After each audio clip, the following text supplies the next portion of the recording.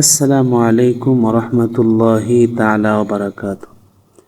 একজন ভাই প্রশ্ন করলেন যে সব কিছু যদি আল্লাহর ইচ্ছাতেই হয়, তাহলে যদি আমরা চুরি করি সেটাও আল্লাহর ইচ্ছাতে হয়, যদি আমরা ডাকাতি করি সেটাও আল্লাহর ইচ্ছাতে হয়, যদি দর্শন হয় সেটাও আল্লাহর ইচ্ছাতে হয়, তাহলে আমাদের বিচার হবে কেন? সব তো আল্লাহর ইচ্ছাতেই হইল। এক ভাই এই প্রশ্ন করলেন। আসুন আমরা দেখি এই প্রশ্নের জবাবে ডক্টর জাকির নায়েক কি বললেন। নিশ্চয়ই আপনি ডক্টর জাকির নায়েকের প্রশ্নগুলি শুনে, উত্তরগুলি শুনে আপনি মুগ্ধ হয়ে যাবেন।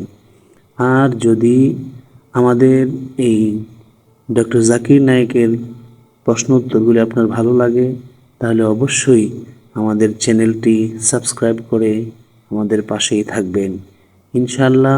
চলুন আমরা ভিডিওর মূল টপিকে চলে যাই। আমি পবিত্র কোরআন এটা পড়েছি যে আল্লাহ সব কিছু নিয়ন্ত্রণ করেন। তখন আমাকে একজন বলেছিল, যেহেতু আল্লাহ সব কিছু নিয়ন্ত্রণ করেন, তাহলে আমি যদি কোনো পাপ করি অথবা কোনো ভালো কাজ করি, আল্লাহ সেটাও নিয়ন্ত্রণ করছেন। আর আমি একজন মুসলিম নাকি অমুসলিম, অন্য কোনো ধর্মের, আল্লাহ সেটাকেও নিয়ন্ত্রণ করছেন। আমি যুক্তিটাতে ঠিক পুরোপুরি সন্তুষ্ট না, তবে এ সম্পর্কে আপনার মন্তব্যটা চাই। ভাই প্রশ্ন করলেন যে আপনার এক বন্ধু প্রশ্ন করেছেন যে কোরআন বলছে ওয়াল্লাহু আলা কুল্লি শাইইন কাদির, এর অর্থ আল্লাহ সবকিছুর উপর প্রভুত্ব করেন, সবকিছুর উপরে প্রভুত্ব করেন। এখন কেউ যদি ভুল করে বলে তিনি সবকিছু নিয়ন্ত্রণ করেন, সে যদি মুসলিম হয়, এখানে আল্লাহ সবকিছুর উপরে প্রভুত্ব করেন, প্রশ্নটা কি আপনার? নিয়ন্ত্রণ মানে কথাটা ঠিক বুঝতে পারছি না। তবে মুসলিম হয়ে থাকলে বলি আল্লাহ প্রভুত্ব করেন, হ্যাঁ কথাটা ঠিক। কেউ ভুল করে ভাববে তার ক্ষমা করার ক্ষমতা আছে, হ্যাঁ সেটাও আছে। কোনো অমুসলিম হয়তো ভাববে সবকিছুর উপরে আল্লাহর ক্ষমতা আছে, হ্যাঁ আছে। আল্লাহর ক্ষমা করার ক্ষমতা আছে কিনা জানতে চাচ্ছেন? মানে আমি বলতে যাচ্ছি, আল্লাহ তাআলাই তো আমাদের ভাগ্য লিখেছেন। আপনি ভুল উদ্ধৃতি দিয়েছেন। ভেবেছিলাম আপনি এটা নিয়ে কথা বলছেন। যেটা বলছেন সেটা তাকদীর, অদৃষ্ট, যে আল্লাহ সুবহানাহু ওয়া তাআলা আমাদের অদৃষ্ট লেখেন আর সবকিছু অদৃষ্ট অনুযায়ী ঘটে। আপনি যে আয়াতের উদ্ধৃতি দিয়েছিলেন সেটা ঠিক না। আল্লাহ নির্দিষ্ট করে দেন। আর বেশিরভাগ ধর্মই হোক, সেটা হিন্দুইজম, ইসলাম, আমরা মানি অদৃষ্ট বলে একটা জিনিস আছে, সবকিছু অদৃষ্ট মেনেই হয়। এখন প্রশ্ন হলো, যদি এটা আমার অদৃষ্টে লেখা থাকে যে আমি চুরি করব, আর চুরি করলাম, কাকে দোষ দেব?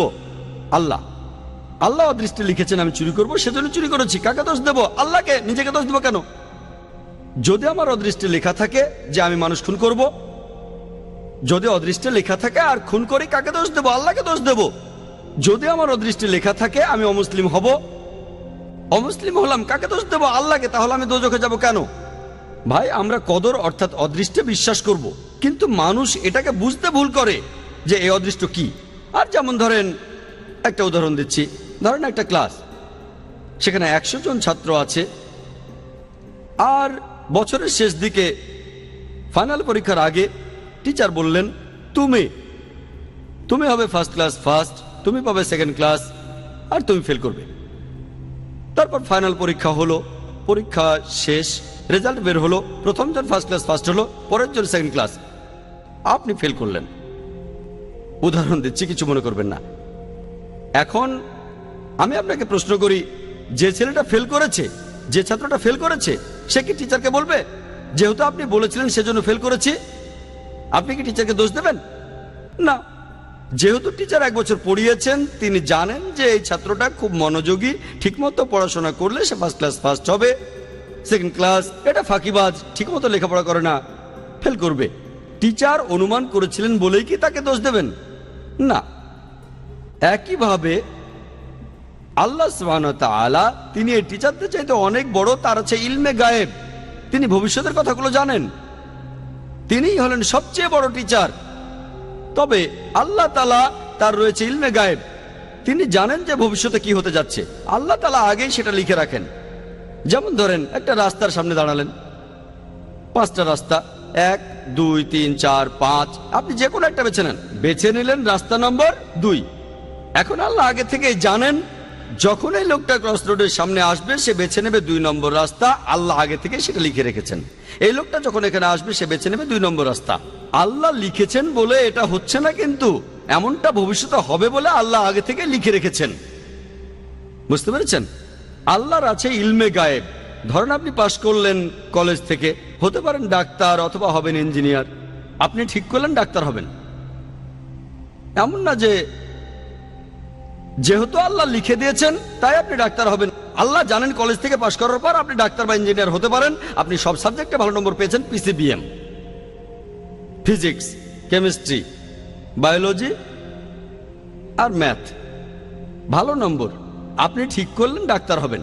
আল্লাহ জানেন আপনার চয়েস দুটো, আপনি ডাক্তার হবেন, তাই আল্লাহ লিখে রেখেছেন আপনি ডাক্তার হবেন। তারপর যখন আপনি উপার্জন করবেন, আপনি 1000 টাকা কামাতে পারেন সৎভাবে, অথবা আপনি টাকা চুরি করতে পারেন, আপনি তখন চুরি করলেন। আল্লাহ জানেন যখন এই লোক বড় হবে তখন সে টাকা কামাতে পারে সৎভাবে বা চুরি করে, সে তখন চুরি করবে। আপনি যে চুরি করবেন সেটা আল্লাহ জানেন।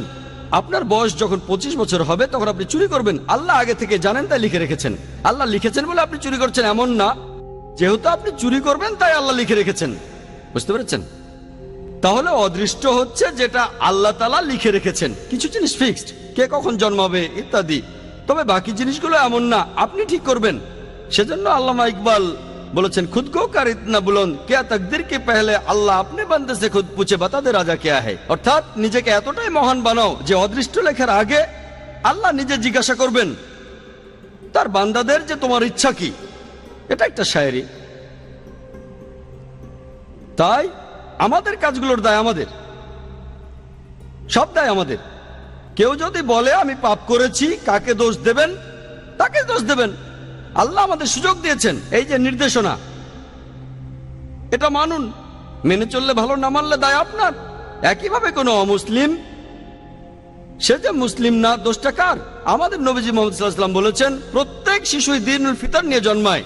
সবাই জন্মায় মুসলিম হয়ে। মুসলিম মানে যে আল্লাহর কাছে নিজের ইচ্ছাকে সমর্পণ করে। প্রত্যেক শিশুর জন্মের পর তার হার্টবিট আল্লাহর কথা বলে, তার শ্বাস প্রশ্বাস আল্লাহর কথা বলে, তার চিন্তা ভাবনা আল্লাহর কথা বলে। পরবর্তীতে যেটা হয় তাকে প্রভাবিত করে তার গুরুজনেরা, তার বাবা মা। তখন সে মূর্তি পূজা শুরু করে, সে আগুনের পূজা শুরু করে, তারপর সে অমুসলিম হয়ে যায়। তাই যখন কোনো অমুসলিম ইসলাম গ্রহণ করে, সঠিক শব্দটা কনভার্ট না, এটা হচ্ছে রিভার্ট। প্রত্যেক মানুষ জন্মায় মুসলিম হয়ে, ভুল পথে যাওয়ার পরে সে ফিরে আসে, তাই সঠিক শব্দটা হলো রিভার্ট।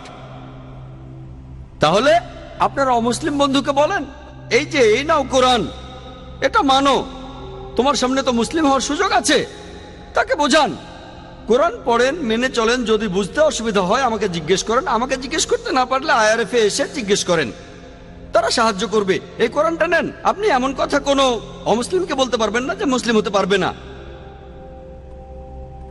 ঠিক, সে তখন আপনাকে বলতে পারে আপনি বাইবেল পড়েন আর বেদ পড়েন, আপনি খ্রিস্টান বা হিন্দু হয়ে যাবেন। আমার ভিডিও ক্যাসেট দেখে তর্ক করতে পারেন। দুই দিকে, এটা two way traffic, one way না। আমরাও তাদের একই কথা বলবো, এই যে বাইবেল এটা পড়ে না, তারপর দেখেন আমি আপনাদের চাইতে বেশি খ্রিস্টান। ঠিক না ভুল? তাহলে two way traffic, one way না। এখানে সবার জন্য সমান সুযোগ। ওয়ান ওয়ে ট্রাফিক ঠিক না। আমরা সবাইকে সমান সুযোগ দেব। আল্লাহ আমাদের ব্রেন দিয়েছেন, আমাদের বুদ্ধি দিয়েছেন। আমরা মানুষরা যে অনেক উন্নত, কারণটা এই না যে আমরা অনেক হ্যান্ডসাম। আমাদের ব্রেনটা ব্যবহার করতে হবে সত্যের পথে আসার জন্য। আপনারা অমুসলিম বন্ধুকে বলেন, হ্যাঁ আল্লাহ আমাদের সবাইকেই সুযোগ দিয়েছেন, আমরা বেছে নিতে পারবো।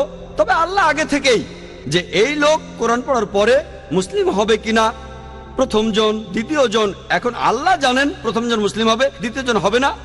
আমি বা আপনি জানি না, আমি শুধু উদাহরণ দিলাম। আমি আসলেই জানি না প্রথম লোকটা মুসলিম হবে নাকি দ্বিতীয় লোকটা, দুজনে হবে নাকি কেউ হবে না। আমি শুধু উদাহরণ দিলাম, যদি মুসলিম হয় সেটা তার তকদিরে হবে। সে কোরআন পেয়েছে, তারপর পড়েছে, হয় সেটা মেনেছে নয়তো মানেনি। কোরআন বলছে যে কিয়ামতের দিন যারা এই সত্য ধর্মকে ত্যাগ করেছে তাদের কেউ কথা বলবে না, ও আল্লাহ আপনি অবিচার করছেন। তারা শুধু বলবে আমাদের মাফ করুন। আল্লাহ বলবেন দেরি হয়ে গেছে, দেরি করেছো। আল্লাহ তাআলা বলেছেন যেসব লোকজনকে দোজখে পাঠানো হবে তারা কেউ বলবে না যে আল্লাহ তাআলা অবিচার করছেন। সবকিছু একেবারে তাদের সামনেই থাকবে। এখন আমরা ভিডিওতে আগের জিনিস দেখতে পারি, আল্লাহ কিভাবে করবেন সেটা জানি না। আল্লাহ বলেছেন তোমাদের শরীর তোমাদের বিরুদ্ধে সাক্ষ্য দেবে, তোমাদের চোখ তোমাদের বিরুদ্ধে সাক্ষ্য দেবে। তাই সেখানে অন্য কারো প্রয়োজন নেই। আপনি নিজেই বুঝতে পারবেন আপনার ভুলগুলো কি কি ছিল। যখন আল্লাহর কাছে বলবেন আমাকে মাফ করেন, আল্লাহ বলবেন দেরি হয়ে গেছে। সুযোগটা পাচ্ছেন এই পৃথিবীতে, এত ভুল করার পরও আল্লাহ আপনাকে সুযোগ দিচ্ছেন। ভুল করছেন, আবার সুযোগ দিচ্ছে আল্লাহ। এই জীবনের পরে পরকালে হিসাব কিতাব, শেষ বিচারের দিন। আপনার কাজের উপর নির্ভর করে আপনার বিচার করা হবে, কাজের উপর নির্ভর করে আপনি যাবেন বেহেশত বা দোজখে। আশা করতে ভিডিও ভালো লাগলে ভিডিওটিকে আপনার ফ্যামিলি এবং দোস্তের মাঝে অবশ্যই শেয়ার করবেন। আমাদের সঙ্গে জুড়ে থাকার জন্য শুকরিয়া।